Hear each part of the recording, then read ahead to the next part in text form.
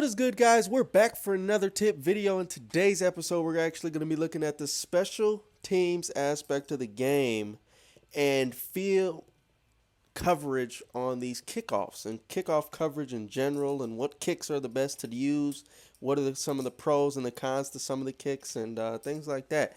So first off, I want to say whatever kick method you're using, make sure you got your best kicker in there, and that's your KOS kickoff guy. That's that guy. Kickoffs. So what do you look for stats for the kickoffs guy? Which ones matter? There's 3 stats that matter and one that really matters of those 3. So the 2 stats that matter but they don't really matter a lot is, 1, your speed. I mean, anything over 60 is great. If you got a faster kicker or punter, that's great too.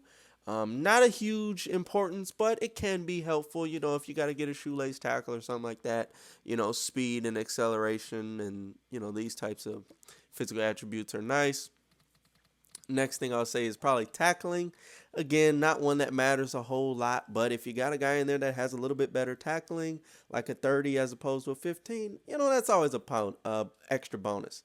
But the one stat that really does matter, and this is the only one you need to look at, kick power.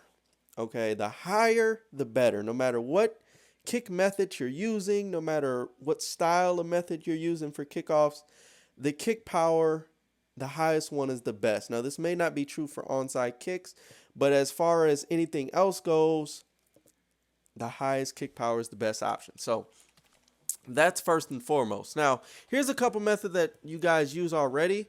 A lot of people go super high corner here, and they just kind of let the power thing do what it's got to do. And you know, sometimes they'll get the guys to fair catch it here at about the 30-yard line, and that's actually pretty solid to get them to fair catch it at the 30. Another thing that'll happen is they'll just kick it here, and you'll try to go ahead and get a nice little hit stick with your guy over here. But as you can see, if the blocking develops right, and they got a pretty decent returner, you can give up a pretty solid return, as you just seen there. The next issue I have with this is that you're giving it to them at the 30 with no time taken off the clock, or if they actually choose to return it, you're going to give it to them with roughly the 40-yard line pretty consistently without you know, without more than 2 seconds running off the clock. So this is mostly speaking towards late in the games, when this kick could probably be a problem for you, because if they get it at the 40 with no time off the clock, essentially, they're going to get 2 first downs and be a field goal range. So that's just something to think about with that kick right there. The next kick I want to look at is the Squib Kick. And this is a pretty popular kick too. If you don't want to give a big return, you just go ahead and squib that bad buddy off. Some people like high power, some people like low. Not too sure which is better. But the thing about the Squib Kick is, kind of like with the last one, you're going to give it to them at the 40 to the 50-yard range, and there's going to be probably less than 2 or 3 seconds taken off the clock. So if they need a last-second field goal, or if they need to get in position where they want to heave one deep for a Hail Mary type situation, they can do that at the 40 and 50-yard line with no issues and no time really taken off the clock. So that's the reason I don't like the squib. The one reason, the situation I would use the squib, is if they have no timeouts and there's less than like 7 seconds or something, less than 10 seconds with no timeouts. If they have a timeout though, I would probably only squib it if there's less than 5 seconds, if they need a field goal. Now, if they need a touchdown, that changes things. But I'm just speaking if your opponent needs a field goal late in the game. If they got a timeout, I'm not doing a squib kick under 10 seconds. No chance, because it's going to be easy for them to get into that field goal range. Likewise, with that other kick, it's a pretty decent kick. Some of you guys are used to doing it. Some of you comfortable doing it. And if you like it, you know, you can stick with it. Now, here's a kick method I think I'm the only one doing right now. Got a few people in the inner circle doing it now. I'm hoping that it catches on after this, because the regular kick coverage does suck. Like, if you're just kicking it down the middle deep, or something deep down the middle, or just kicking it deep or whatever, you're doing it wrong, because you're just asking to get a kick return for a touchdown, a kick return to the other 20. Can't tell you how many tournament games I've seen in the Atlanta streams where guys are winning games or losing games based on the final kickoff with like 10 to 20 seconds left. I can't believe how many times I've seen guys lose and win games off of that. So here's the kick I like doing. I like picking kickoff left, which is X or square, depending on what system you're on.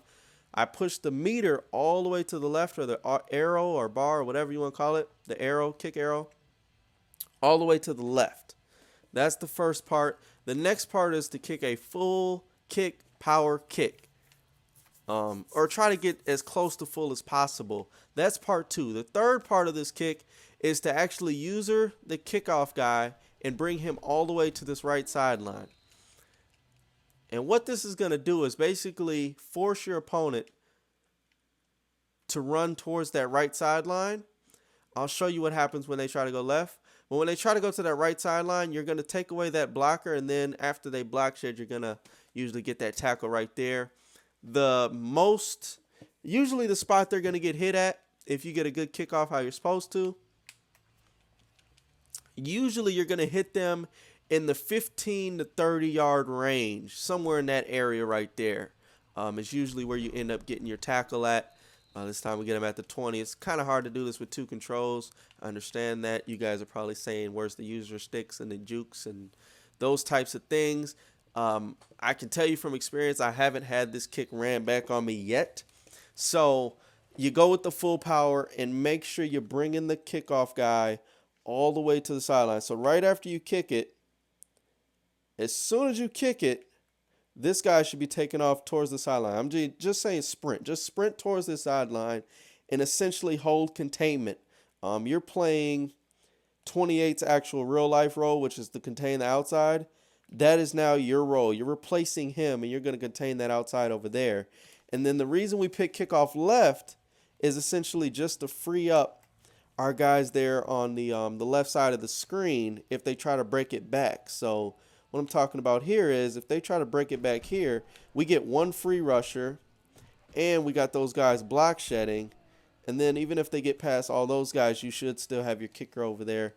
I mean, it should still be tough. When you're using on offense and defense, it's a little bit tougher to cover how you should. But see if we can't get this kick to go right. And then a lot of the times that will happen right there. So the 2 things that can happen with this kick also, even if it doesn't land inbounds, one thing will happen is if you miss the right stick a little bit, sometimes the kick will go out of bounds in this area right here, in this 0 to 5 to the goal line area. It'll go out of bounds.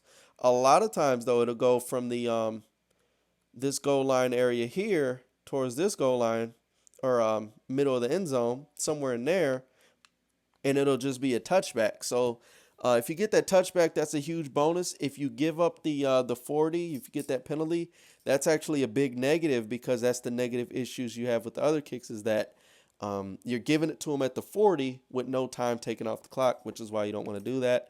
So with this kick, and why it's my favorite right now, is because I'm not giving up huge returns. And on average, I'm getting guys at around the 20-yard line. Maybe somebody will find a way to return a kick against this. But as of right now, definitely the best way to kick right now, I think, in my opinion, in this game, is to do this method right here. You have to follow all 3 steps. Otherwise, you run into some issues. If you don't contain the outside, then yes, they can break to the right. But if you're there with your kicker, you're going to take away their lead blocker, and you're going to be good to go. So that's going to wrap it up for this video, guys. Hopefully you found this video helpful. Try out that last kick method. Let me know how it works for you, and you should have some real good success with it. I have thus far. The furthest kick I've given up thus far with that kick is to the opposite 40, and that was 1 time. And that would be this 40-yard line here. That was 1 time, and that was because the guy broke 3 tackles. But typically, you're going to get them between the 20, somewhere between the 20 and the 30. And then if they break a tackle or they get some real nice blocking or something, it's going to be in this 30 to 40 range here. But most of the time, generally speaking, it's going to be 15, 20, 25, 30, somewhere in that yardage range of where you're going to actually get them at. And if you have a stronger kicker, that also helps. In the higher kick power you get, that also helps because that means you're going to kick it deeper into the end zone, and they're going to have a harder time returning the kick further, and it's going to take more time off the clock. So even though we're giving it to them at maybe the 20 or the 30 or something like that, the bonus of it is that we can actually trying to return and tackle at the same time is tough. But the bonus of it is that they're taking time off the clock. So even though they might get to the 20 or 30, they may have taken 4 or 5 seconds off the clock. And that's also a bonus to us if they're trying to get a last-second field goal. So that's going to wrap this video up, guys. Sorry to ramble on more. My name is Untitled Chapter. Y'all can go ahead and drop this like if y'all found this kick video helpful, and if you guys are actually finding this method to kicking useful in your games and it's helping you get some of those wins where you've been giving up big returns before. Till the next time, guys, subscribe for more. We gone.